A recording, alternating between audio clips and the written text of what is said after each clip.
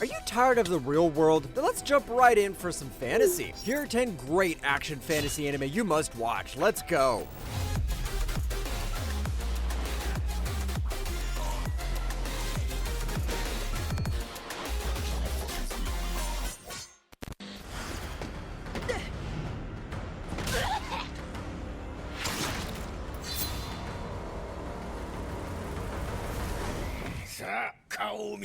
We're kicking things off with Mark Zuckerberg's favorite anime. This one drops you into the messy world of Hole, a rough neighborhood where magic users rule and treat regular people like experiments. Here we meet Kehan, a guy with a lizard head who can't be affected by magic, and he wants to find the sorcerer who cursed him. Along with Nikiaido, a fierce chief from Hungry Bug, they explore this crazy, dangerous place hoping to find a dangerous sorcerer. Sonja. もういらん. I know, this anime CGI might look weird at first, but it actually fits once you get used to it, especially with the amazing backgrounds and cool 2D details that make everything pop. The story moves quickly, but keeps you hooked with its mix of dark humor and heart. You might think a character with a lizard head might not be relatable, but give it a shot. Kehan has a lot more issues than you think.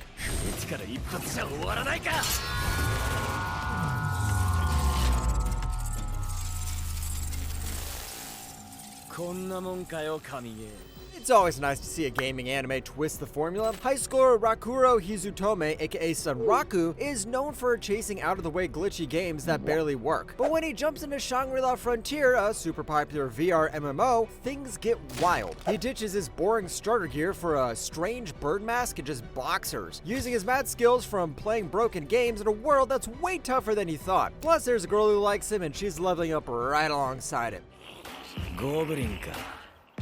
それじゃあ戦闘がどんなもんか試してみるか。 Shangri-La Frontier gets really what gamers love. This isn't just some generic VR MMO anime, it's full of smart game strategies, funny inside jokes, and great character moments, especially between Sunraku and Rei, the shy fan who becomes a top player. What makes this show stand out is how it nails all the little gamer stuff, like glitches and grinding. So as a guy who plays Soulsborne games, I can relate to a guy with a bird mask.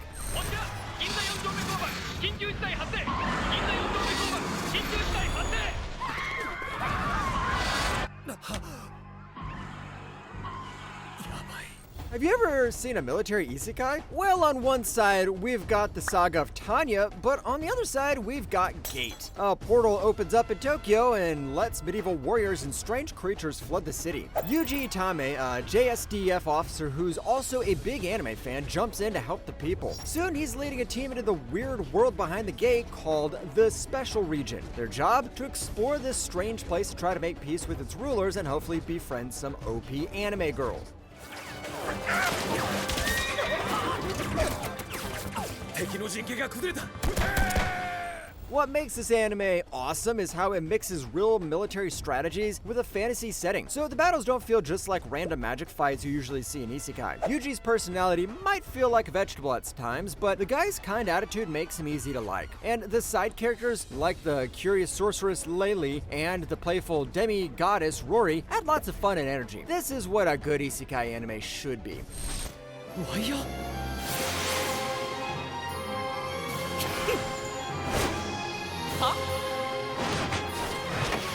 Time for some vampires, but no, we're moving on from regular Hellsing level vampires to more friendly and talkative ones. This is about Noe, a vampire who finds a human doctor called Vanitas who says he can cure a mysterious disease that's spreading among vampires. Along the way, they meet Jin, a vampire who takes a liking to Vanitas and several other vampires. お前たちの意志に関係なく必ずバンピールを救ってやる。 The action scenes here are awesome, but what really grabbed me was how the story builds its world without making everything super confusing. This story is pretty linear, and when it's time for action, the animation gets cranked up a notch. Or if it's a girl called Jane, Vanitas starts getting flirty. Jun Mochizuki's writing is sharp and mixing dark stuff with moments that you care about these messed up characters. And if you like vampires with style and a bit of sadness, you have to check this out.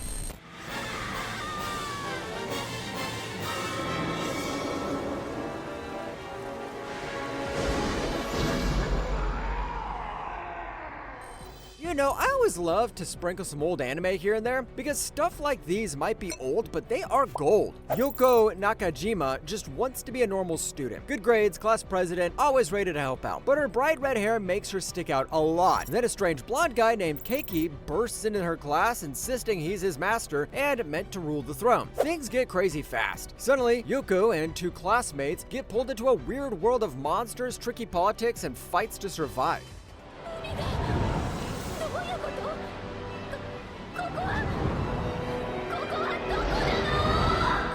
This anime does a great job with its fantasy setting, mixing in some smart political drama you don't usually see. Watching Yuko change from shy and uncertain to strong and brave is a good old switch from the regular OP guy isekai formula. This side characters also add extra layers that keep things interesting, and just because this is one of those early 2000s anime, don't expect boring filler arcs. This is just a solid story from start to finish.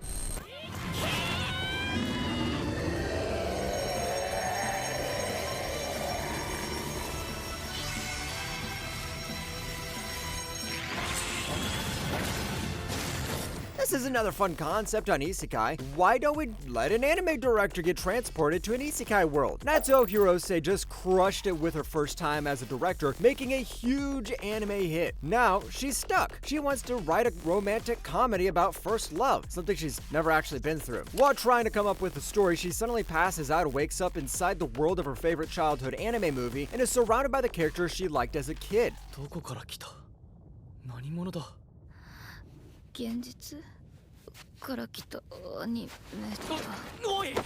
This show on one side is a great isekai show, and on the other is basically a big shout out to all those classic anime moments we secretly love. The plot sticks to a simple 3-part path. Nothing crazy, but the main character is the real star. Instead of your regular gamer getting transported, this time we see the world from the eyes of a writer and a director, and I felt like that concept was done really, really well.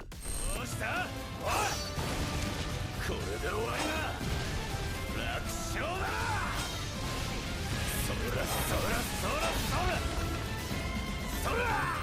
This is a good fantasy anime that's currently airing. Hero throws you into a ruthless world where the worst criminals are forced to fight demon lords as frontline soldiers. Basically a never-ending death sentence with a cruel fate. When you die, you just come back to fight again. Zolo Forbarts, once the top commander of the Holy Knights, now has to lead a gritty squad of these cursed fighters. Along the way, he meets Terrorita, a fierce weapon who just wants one reward: head pats. いや、まだだ。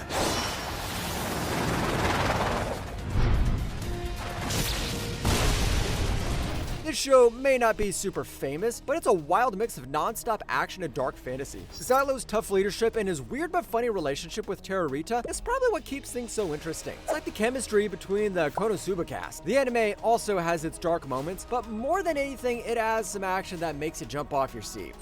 俺の手柄になれ。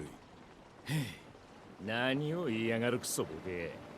クビになるのは多いじゃない。貴さんよ。 Let's isekai a samurai. At the Battle of Sekigahara in 1600, Toyohisa Shimazu gets badly hurt but wakes up in a weird futuristic hallway filled with tons of doors. When he steps through one, he ends up in a strange world where wild creatures roam and famous warriors from different times who everyone thought were gone are all gathered. We got some big names like Onobunga Oda and Yoichi Nasu to deal with political chaos and fight the ends, the bad guys behind the cruel Otore Empire.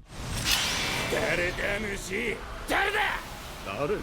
そっちこそ誰だ？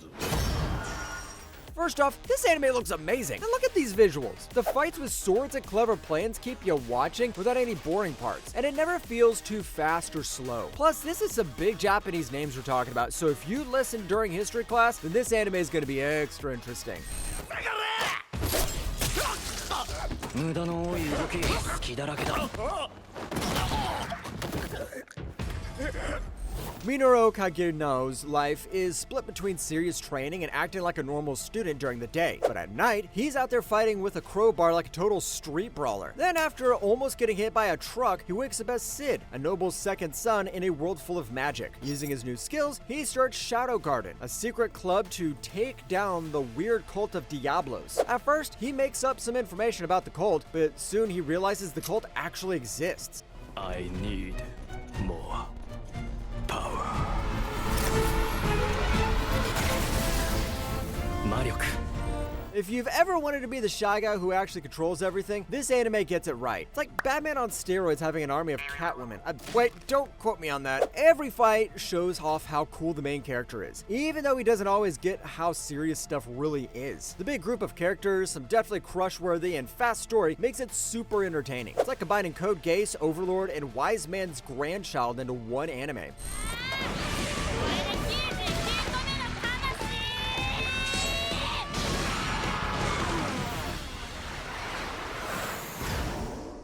Remember, weapons turning to humans in sentence to be a hero? Well, we've got an entire anime around that concept. Death City is a place where the Death Weapon Meister Academy trains Meisters and their weapon partners to fight against evil. These weapons aren't normal blades. They're actually humans who transform into demon weapons. To make a powerful Death Scythe, these pairs have to collect the souls of 99 evil creatures plus one witch.